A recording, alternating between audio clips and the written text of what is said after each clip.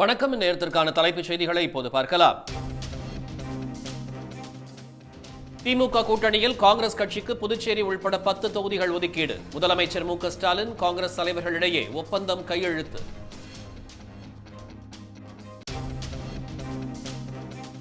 தொகுதி பங்கீட்டை சுமூகமாக நிறைவு செய்த முதலமைச்சர் மு க ஸ்டாலின். தமிழ்நாட்டில் 21 தொகுதிகளில் களம் இறங்கும் திமுக.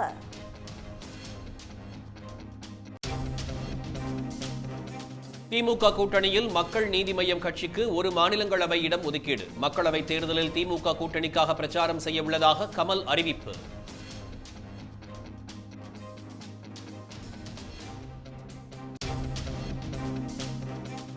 ஆந்திராவில் பாஜக, தெலுங்கு தேசம், ஜனசேனா இடையே கூட்டணி உறுதியானது. தொகுதி பங்கீடு பேச்சுவார்த்தை ஓரிரு நாட்களில் நிறைவடையும் என அறிவிப்பு.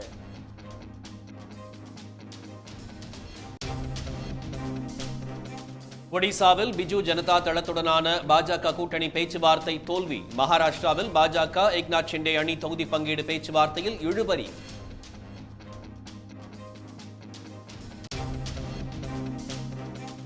பிரதமர் வீடு கட்டும் திட்டத்தின் கீழ் வீடு வழங்கவில்லை என வேதனை தெரிவித்த மதுரை சின்னப்பிள்ளைக்கு உடனே வீடு வழங்க முதலமைச்சர் மு க ஸ்டாலின் உத்தரவு. கூடுதலாக 1 சென்ட் வீட்டுமனை பட்டாவும் உடனடியாக வழங்கப்பட்டது.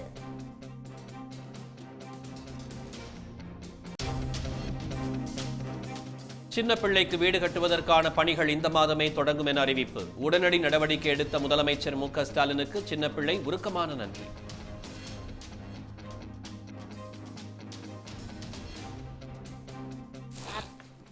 கோடி கோடி எனக்கு நன்றி. ஸ்டாலின் ஐயாவுக்கு, கலைஞருக்கு, எங்கள் தான அறக்கட்டளைக்கு, எங்கள் களஞ்சிய அறக்கட்டளைக்கு, எல்லாருக்கும் நீங்கள் வந்திருக்க அனைவருக்கு என்னால் நன்றி, ரொம்ப நன்றி. அசாமில் சுற்றுப்பயணம் மேற்கொண்டுள்ள பிரதமர் மோடி காசிரங்கா தேசிய பூங்காவில் உற்சாகம். யானை மீது அமர்ந்தும் ஜீப்பில் பயணம் செய்தும் பூங்காவை சுற்றி பார்த்தார்.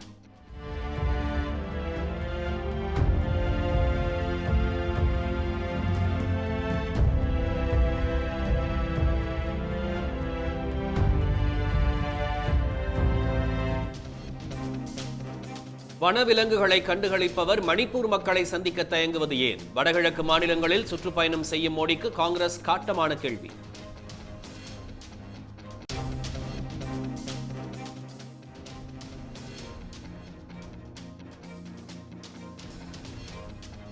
நிதி ஒதுக்கீடே இல்லாமல் பிரதமர் மோடி திட்டங்களை அறிவிப்பதாக ப. சிதம்பரம் குற்றச்சாட்டு.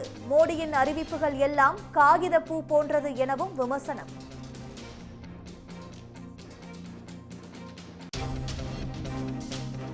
சேலத்தில் பெரியார் பல்கலைக்கழக துணைவேந்தர் ஜெகநாதனை கண்டித்து ஆசிரியர் சங்கத்தினர் போராட்டம். ஊழல் குற்றச்சாட்டுக்கு ஆளான முன்னாள் பதிவாளர் தங்கவேலு மீது நடவடிக்கை எடுக்காததற்கு கண்டனம்.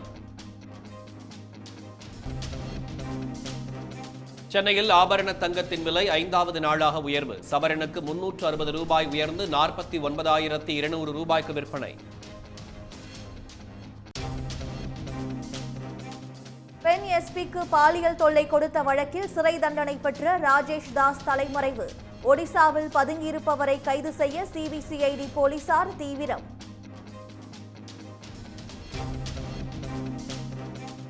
காதல் கணவருடன் சேர்த்து வைக்க கோரி சின்னத்திரை நடிகை தீபா வழக்கு. கணவர் குடும்பத்தினர் தொல்லை தருவதாக சென்னை நீதிமன்றத்தில் புகார்.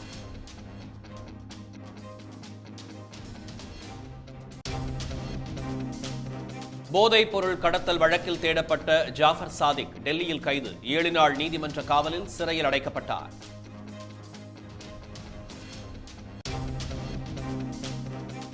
உளுந்தூர்பேட்டை அங்காள பரமேஸ்வரி அம்மன் கோயில் மயான கொள்ளை திருவிழா.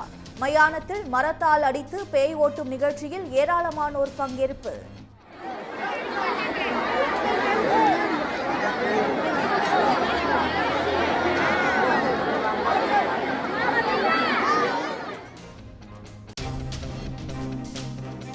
வெப்ப அலையால் ஏற்படும் பாதிப்புகளை தடுப்பதற்கான வழிகாட்டு நெறிமுறைகள் வெளியீடு. தாகம் வராவிட்டாலும் அடிக்கடி தண்ணீர் குடிக்கவும் பருத்தி ஆடைகளை அணியவும் அறிவுரை.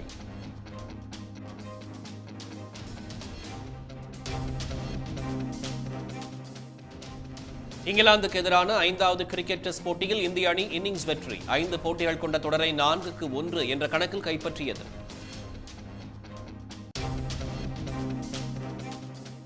டெஸ்ட் கிரிக்கெட்டில் அதிக முறை 5 விக்கெட்டுகளை வீழ்த்தியதில் அனில் கும்ளேவின் சாதனையை முறியடித்தார் அஸ்வின்.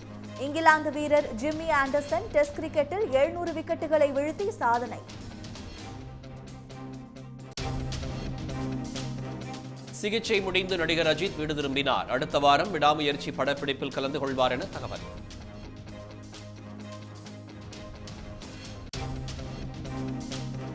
படப்பிடிப்பிற்காக ஹைதராபாத் புறப்பட்டார் ரஜினிகாந்த். வேட்டையன் படத்தின் படப்பிடிப்பு 75% முடிந்திருப்பதாக பேட்டி.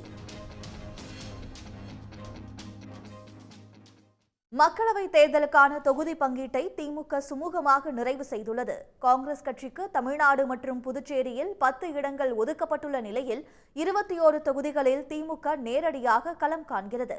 மக்களவைத் தேர்தலுக்கான தேதி அடுத்த வாரம் அறிவிக்கப்படும் என எதிர்பார்க்கப்படும் நிலையில் அதற்கான பணிகளை திமுக விரைவுபடுத்தியுள்ளது. திமுக கூட்டணியில் அங்கம் வகிக்கும் மார்க்சிஸ்ட் மற்றும் இந்திய கம்யூனிஸ்ட் கட்சிகளுக்கு தலா 2 தொகுதிகளை ஒதுக்கி ஏற்கனவே ஒப்பந்தம் கையெழுத்தானது. கொங்கு நாடு மக்கள் தேசிய கட்சிக்கு நாமக்கல், இந்தியன் யூனியன் முஸ்லிம் லீக் கட்சிக்கு ராமநாதபுரம் என தலா ஒரு தொகுதி ஒதுக்கப்பட்டுள்ளது. அதேபோல் விடுதலை சிறுத்தைகள் கட்சிக்கு சிதம்பரம், விழுப்புரம் ஆகிய 2 தொகுதிகள் ஒதுக்கீடு செய்து ஒப்பந்தம் கையெழுத்தானது. மதிமுகவுக்கும் ஒரு தொகுதி ஒதுக்கப்பட்டுள்ளது. இந்த நிலையில் திமுக கூட்டணியில் இடம்பெற்றுள்ள காங்கிரஸ் கட்சிக்கான தொகுதி பங்கீட்டையும் திமுக சுமூகமாக நிறைவு செய்துள்ளது. அந்த வகையில் தமிழ்நாட்டில் 9 தொகுதிகள், புதுச்சேரியில் 1 என காங்கிரஸ் கட்சிக்கு 10 தொகுதிகள் ஒதுக்கப்பட்டுள்ளன.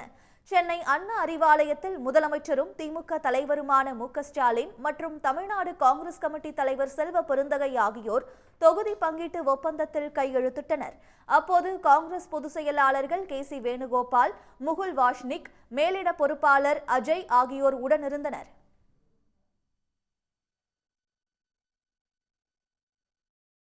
திராவிட முன்னேற்ற கழகத்திற்கும் இந்திய தேசிய காங்கிரசிற்கும் இன்று தொகுதி உடன்பாடு ஏற்பட்டிருக்கிறது.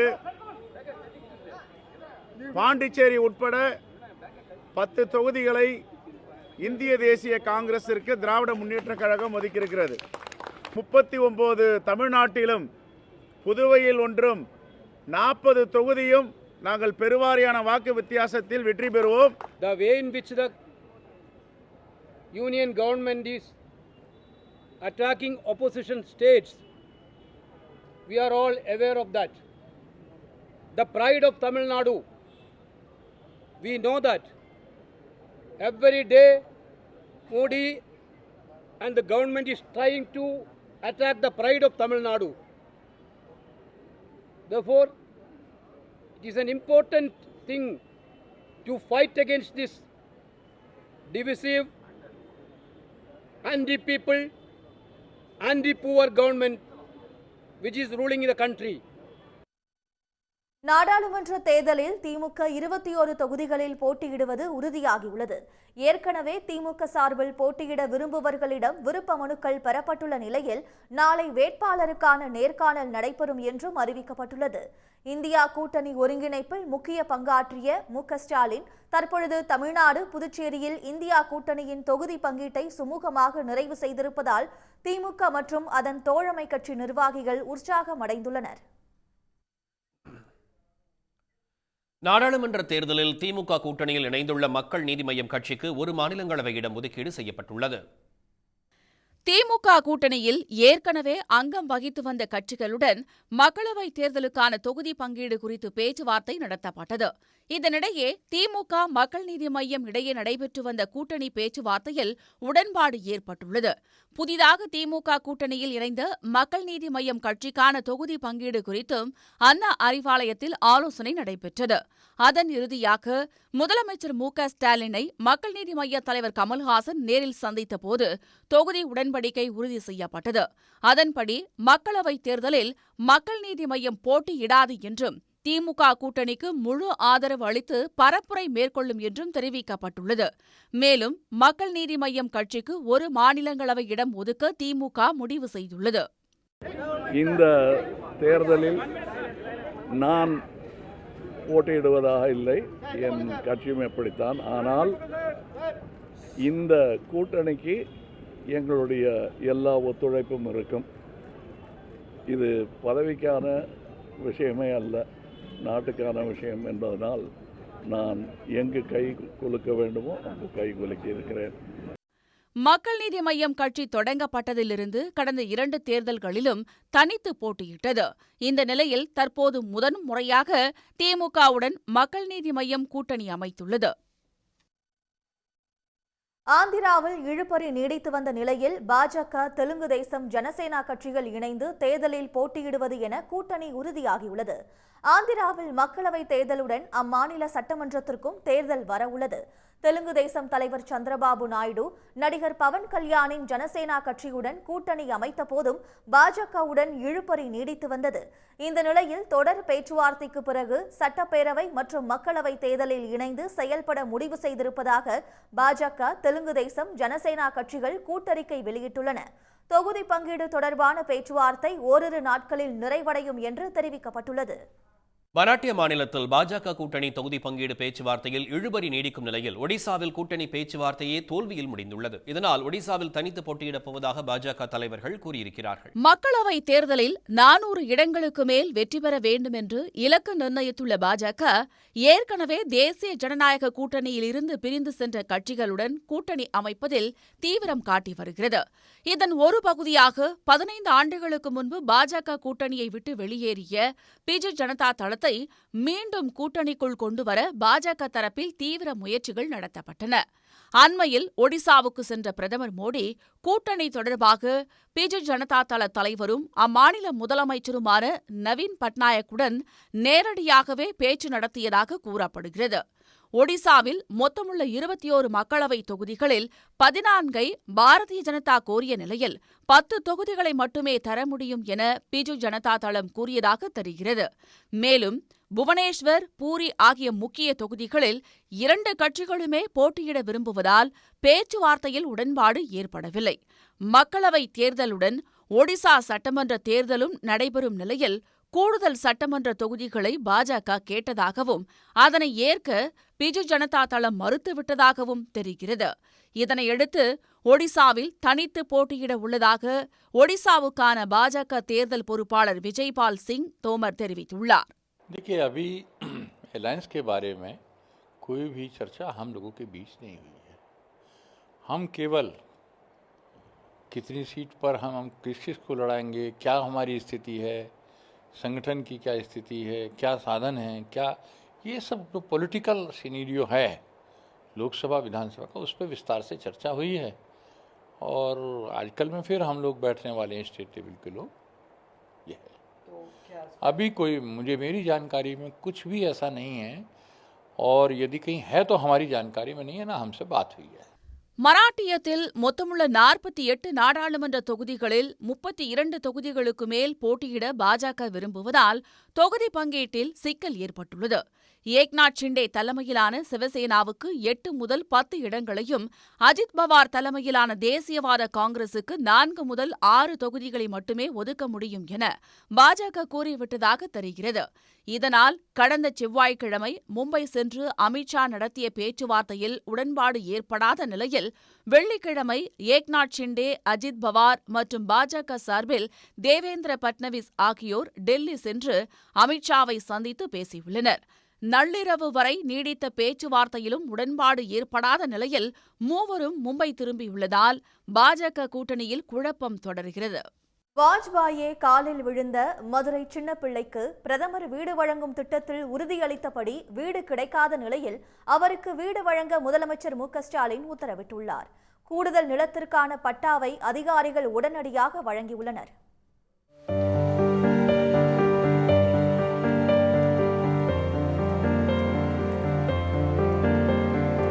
நானும் இப்போ கட்டி கொடுப்பாங்க, அப்புறம் கட்டி கொடுப்பாங்கன்றே இருக்கிறேன். அதை கட்டி கொடுக்க லேட்டானாலும் ஒரு வீடு கூட வாடகைக்கு கொடுங்க. நான் ரொம்ப வருத்தப்பட்டு என்னால் ஒன்றும் செய்ய முடியாமல் தவிச்சு. ஒரு சிண்டுக்கு பக்கத்தில் இன்னொரு சிண்டு சேர்த்து உங்களுக்கு 2 சிண்டா பட்டா ரெடி பண்ணி முதல்ல கொடுக்க சொல்லியிருக்காங்க. கோடி கோடி எனக்கு நன்றி ஸ்டாலின் ஐயாவுக்கு, கலைஞருக்கு. மதுரை மாவட்டம் அப்பன் திருப்பதி அருகே உள்ள பில்லச்சேரி கிராமத்தைச் சேர்ந்தவர் சின்னப்பிள்ளை.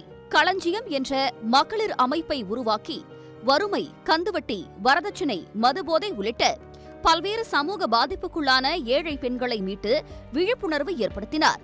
இதற்காக கடந்த 2001ஆம் ஆண்டில் ஒன்றிய அரசு அவருக்கு ஸ்ரீ சக்தி புரஸ்கார் விருது வழங்கி கௌரவித்தது. டெல்லியில் விருது வழங்கிய அப்போதைய பிரதமர் வாஜ்பாய் சின்னப்பிள்ளையின் காலில் விழுந்து வணங்கினார். தமிழ்நாடு அரசின் பல்வேறு விருதுகளையும் பெற்ற சின்னப்பிள்ளைக்கு கடந்த 2019இல் ஒன்றிய அரசின் பத்மஸ்ரீ விருது வழங்கப்பட்டது. 72 வயதிலும் சமூக பணிகளை தொடர்ந்து வரும் சின்னப்பிள்ளைக்கு 2 ஆண்டுகளுக்கு முன்பு பிரதமரின் வீடு கட்டும் திட்டத்தில் பட்டா வழங்கப்பட்டதாகவும், ஆனால் வீடு வழங்க நடவடிக்கை எடுக்கப்படவில்லை என்று அவர் பேசிய வீடியோ வெளியாகி சோகத்தை ஏற்படுத்தியது. சின்னப்பிள்ளை பற்றிய செய்தியை கேள்விப்பட்ட முதலமைச்சர் மு.க.ஸ்டாலின் உடனடியாக அவருக்கு கலைஞரின் கனவு இல்லம் திட்டத்தின் கீழ் புதிய வீடு வழங்க உத்தரவிட்டார். வீட்டிற்கான கட்டுமான பணிகள் இந்த மாதமே தொடங்கும் என்றும் அறிவித்தார். பில்லுச்சேரி திருவிழாப்பட்டி கிராமத்தில் சின்னப்பிள்ளைக்கு ஏற்கனவே அரசால் வழங்கப்பட்ட 1 சென்ட் வீட்டு மனையுடன் கூடுதலாக 1 சென்ட் நிலத்திற்கான பட்டாவை உடனடியாக வழங்க முதலமைச்சர் உத்தரவிட்டார். அதன்படி நேரில் சென்ற அதிகாரிகள் சின்னப்பிள்ளையிடம் பட்டாவை வழங்கினர். கலைஞர் குறித்த நினைவலைகளை பகிர்ந்து கொண்ட அவர் முதலமைச்சர் மு.க.ஸ்டாலினுக்கு நன்றி தெரிவித்தார். அந்த பொன்னாட ஒத்துனான்னு சொல்லி பற்றி ஆரம்பத்தில் அவங்க தான் உனக்கு வீடு கட்டி தரா, நீ நிறைய அவார்டு வாங்கியிருக்க, மோடி திட்டத்திலேருந்து வந்திருக்கோம்னு சொன்னாங்க. இப்போ 3 வருஷம், அது ஒரு 4 வருஷம் இருக்கும் அந்த பொன்னாட ஒத்துனது. அதோடு அவங்க போயிட்டாங்க. கலைஞர் அம்மாட்ட போனோம், ஆள் அனுப்பியிருந்தாங்க எங்கள் தான் ஆஃபீஸுக்கு. போய் சொல்ல சொன்னாங்க, எங்களுக்கெல்லாம் தெரியலம்மா அந்த வீடு கொடுத்தது, இப்போ தான் தெரியுது. உனக்கு 1 சென்ட் கொடுத்துருக்காங்க பட்டாவில், இன்னொரு சென்ட் சேர்த்து 2 சென்ட்டுக்கு உனக்கு வீடு கட்டி தரோம்னு நேற்றே அங்கே கலைஞர் ஆஃபீஸில் பேசினாங்க. சந்தோஷம். அந்த கலைஞர் சாலினிக்கு ரொம்ப சந்தோஷம் எனக்கு. அவர் வந்தது, அவங்க அப்பாவே என்னை அப்போ அவார்டு கொடுக்கலையே சம்மந்தியிருந்தார். கலைஞரை பொற்கிளி அவார்டு கொடுத்தார். கலைஞர் கனவு இல்லம் திட்டத்தின் கீழ் கிடைக்கும் வீட்டில் தன்னுடைய பேரனுடன் வசிக்க இருப்பதாக சின்னப்பிள்ளை தெரிவித்திருக்கிறார். சின்னப்பிள்ளையின் கோரிக்கை பற்றிய தகவல் அறிந்து உடனடியாக நடவடிக்கை எடுத்த முதலமைச்சர் மு.க.ஸ்டாலினை பல்வேறு தரப்பினரும் பாராட்டி வருகின்றனர். உடனுக்குடன் செய்திகளை தெரிந்து கொள்ள சன் நியூஸ் பெல் ஐகானை கிளிக் பண்ணுங்க.